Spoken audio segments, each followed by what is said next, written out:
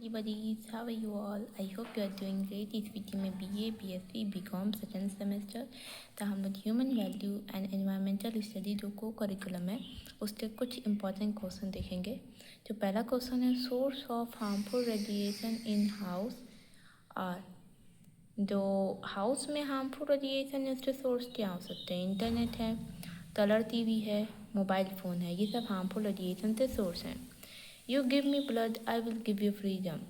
तुम मुझे खून दो मैं तुम्हें आज़ादी दूंगा। ये किसने बोला था?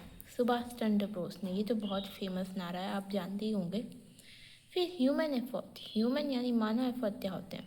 To adjust environment with themselves. Human हमेशा ये कोशिश करता है कि उसका जो पर्यावरण है वो उसके हिसाब से ढल जाए। Solar energy receives from, solar energy से रिसीव किया जाता है सन से, सूर्य से। फिर टाइप्स ऑफ वैल्यू, वैल्यूज़ के टाइप क्या होते हैं? पर्सनल होते हैं, सोशल होते हैं, मोरल होते हैं और स्पिरिचुअल होते हैं। फिर सिग्निफिकेंस ऑफ कैरेक्टर, कैरेक्टर्स का क्या महत्व है जो कि ह्यूमन वैल्यूज़ को बनाते हैं। Develops ethical and responsible individual, ताकि एक एथिकल, एक अच्छे कैरेक्टर वाला और एक रिस्पॉन्सिबल इंडिविजुअल तो क्रिएट कर सकते हैं। फिर common issue related to values in present practices, एक बहुत ही कॉमन इशू के बारे में बताना है तो आज चलते प्रैक्टिसेस में आता है और जो कि वैल्यूज़ तो अपोज करता है। सो करप्शन और धोखाधड़ी और ब्राइबरी, घूसखोरी। Okay, what does a suitable policy aim to achieve? एक सुटेबल पॉलिसी का एम, मुख्य रूप से उसका लक्ष्य क्या होना चाहिए?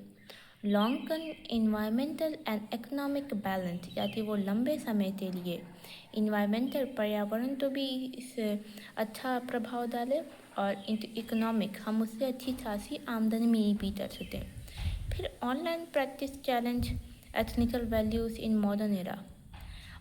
जो आज चलता मॉडर्न एरा है उसमें ऑनलाइन क्या एथनिकल वैल्यूज़ के लिए थ्रेटेंड है।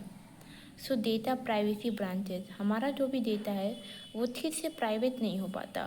फिर एथिकल प्राइमरी फोकस ऑन, जो एथिकल प्राइमरी वो किस पे फोकस करता है? मोरालिटी पे और नैतिकता पे और प्रॉपर कंसर्न पे।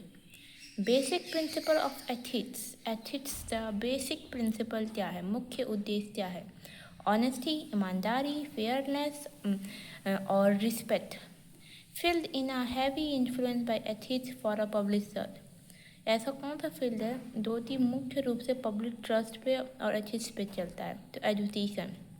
What is the difference between secular value from a spiritual value? Secular value और स्पिरिचुअल वैल्यू में ये अंतर होता है कि सेकुलर वैल्यू यूनिवर्सल होते हैं और स्पिरिचुअल वैल्यू सिर्फ एक पर्सन या एक रिलीजन या एक फेथ के लिए होता है।